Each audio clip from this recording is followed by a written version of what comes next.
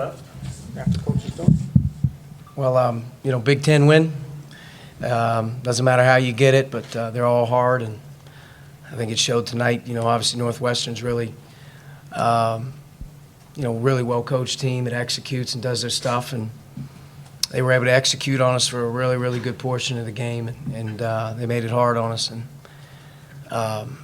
we were not very together, not very energized early.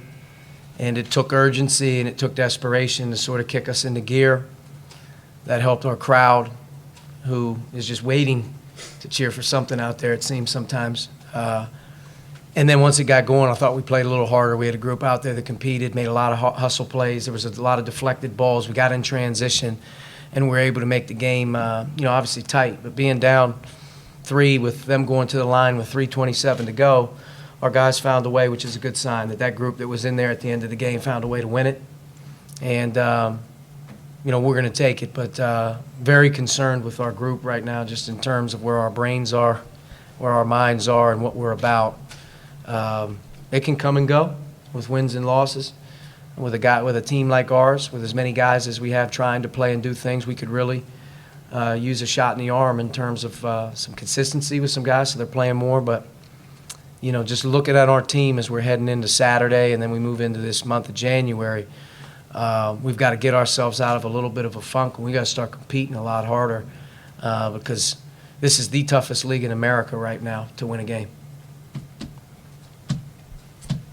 You talked about the energy kind of coming and going. How do you fix that as a group, and also who do you need to see in terms of specific players or positions kind of leading the charge on that on a game-to-game basis? Yeah, I think I think as a team sometimes you can watch how plays deflate guys, and as a coaching staff and as a team, as you're trying to evolve and get better and you're pointing out things that you need to do to improve, and you see guys do the same certain things after the fact, game in and game out, it deflates you, and guys get frustrated, and they see the same things happening mistake-wise that we're not making any improvement in that area, and it takes the camaraderie out of your group. They start to worry about themselves a little bit more. I think that's where we're at more than anything right now. We're just searching for ourselves again, rather than that unconditional approach and buy-in in terms of how hard it is to win a game and how fun it is to compete in that environment out there. But we're a little bit more conditional right now. We're a little bit more about ourselves. We've got to figure that out. And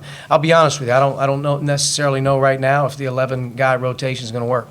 I just don't necessarily know if that's our best thing moving forward, if we're not going to get all 11 heated up and playing as hard and as unselfish as we possibly can. It may be 5. It may be just 5. I don't know.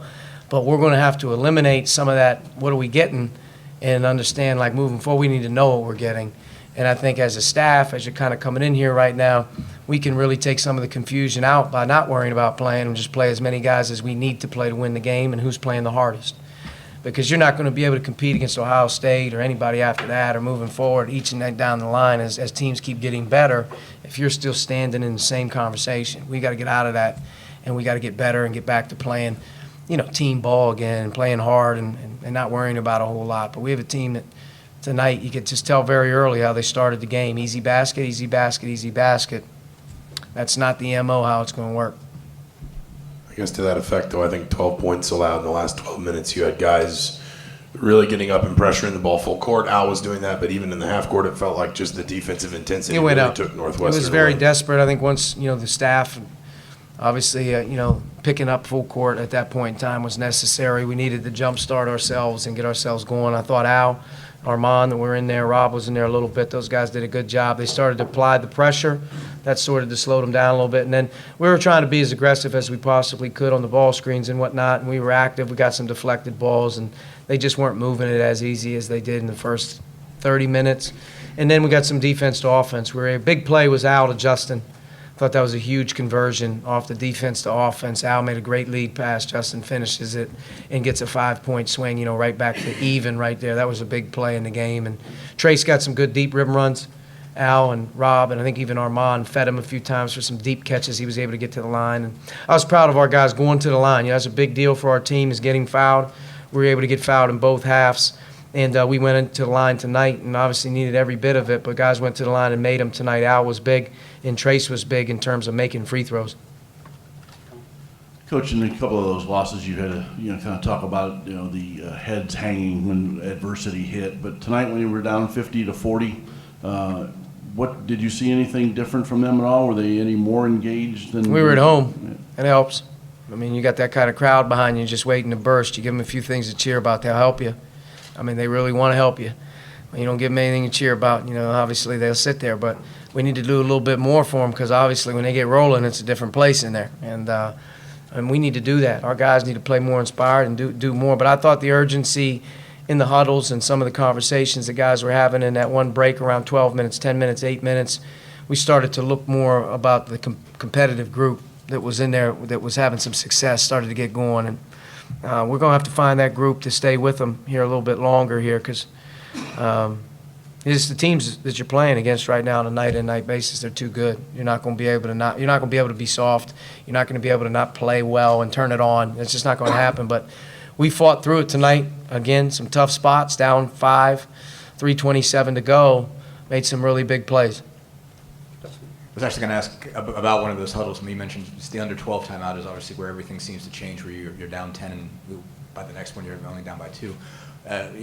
Obviously there was the strategic decision to pressure him. What was said in that huddle? What were guys saying? What were you saying to kind of get everybody woken up at that point? I think just the group that was on the floor at that time, when we went to the pressure and the press, I think that got us going a little bit, and they were able to make a couple plays to get the score from 10 to whatever it was, 6 or 5 quickly. It wasn't a 10-point lead for a long time. So the fact that it was a workable margin gave us some confidence. And then we had some deflection passes. We had some hard hustle plays that kind of got us going. And once you get out in transition, you're able to get a couple things going for you.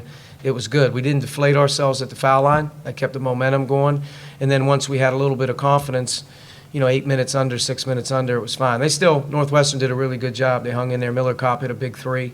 And I think A.J. Turner either got fouled or may have made a tough shot on Armand over there in the left corner, short corner. They made some big plays, but they run good stuff. They got young guys, and they got their best players are hurt right now, so it's tough on those guys. But, for us to be able to win the game, it's just a positive right now. It was kind of a tale of two halves for Justin Smith. How did he manage to stick with it, and how did maybe you and the staff kind of encourage him to stick with it after, all the turnovers in the first half? I mean, he had a rough first half in terms of taking care of the ball and had 5 turnovers at halftime. And I think we jolted him at halftime about getting going. I don't think he had a bad attitude, and I don't think he was not ready to play. I just think he had some plays in there that was sloppy, and it didn't go his way. And it deflated us. Those turnovers really hurt us. We had 5 turnovers in about a 4-minute stretch, which changed the game. Can't have that. But I thought in the second half he did a much better job on the offensive glass. 4 offensive rebounds. He's able to make some free throws. He ends up getting the 5 turnovers to stay put in the second half and played much better. But Justin's a key part of the team. One, our guys count for him in terms of knowing what he's doing on the floor. And, when he's not playing well or he is impacted by, some negative plays, it changes the complexion of our team. We count on him. And he can impact the game so many ways. And I think that we just need to bring his best to the table, and he's got to continue to be smart with the ball. I think that's in general our team tonight. Early in the game, when we were playing well offensively, we had some good passing. We had some really smart plays. We had some good sharing of the ball. Middle of the half, second half, or first half moves on, really sloppy with the ball and just unsure of ourselves. And I think part of it is right now we just have a lot of guys that are unsure of themselves. Over a 14 or 15 game span, you hope you can develop your chemistry and your rhythm. It just doesn't seem like our group is just locked in on I do my job when I come in the game, and it just seems like we have some guys that are really unsure. I think that's why we have some turnovers. I think that's why we're playing lethargic defensively. So, like I said to them after the game, strength in numbers is only going so far right now.